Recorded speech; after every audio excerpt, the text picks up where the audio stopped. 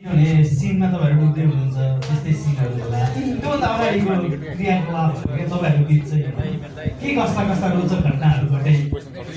छ होला नि त लभ एट फर्स्ट साइट भने जस्तै क्या केही न केही त हुन्छ होला पक्कै पनि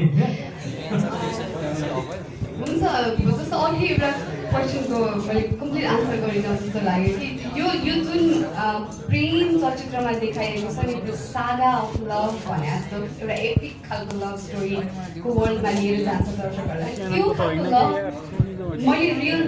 जीवनमा अथवा मैले मेरो वरपर अहिलेको समयमा देखेकै छैन त्यो खालको प्रेम हो होइन र त्यसमा बुझ्नको लागि पक्का पनि एउटा खालको मुड सेट गर्नुपर्ने हुन्छ आर्टिस्टले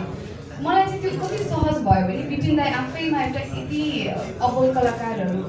हुनुहुन्छ त्यो जसरी जुन जोनमा मुडमा बस्नुहुन्छ जुन हेराइले हेर्नुहुन्थ्यो त्यो मलाई कस्तो कति बेलासम्म म कन्फ्युज हुन्थेँ मलाई त्यो बिपिन दाईले हेर्नु भएको कि यो काजीले हेरेको बिकज त्यसले एकदमै हेल्प गर्यो क्या त्यो खालको जोनमा बसिराख्नको लागि त्यो जुन प्रेम सायदै अनुभव गरिएको छ अनुभूति लिएको छ त्यो प्रेम त्यहाँ दर्शाउनु सक्छ त्यो त इजी हुँदैन त्यसको लागि एकदमै कडा मेहनत चाहिँ लागेको थियो टु एक्चुली फिल गर्न गाह्रो चाहिँ कुरा हो यो सेटमा कस्तो हुन्थ्यो क्या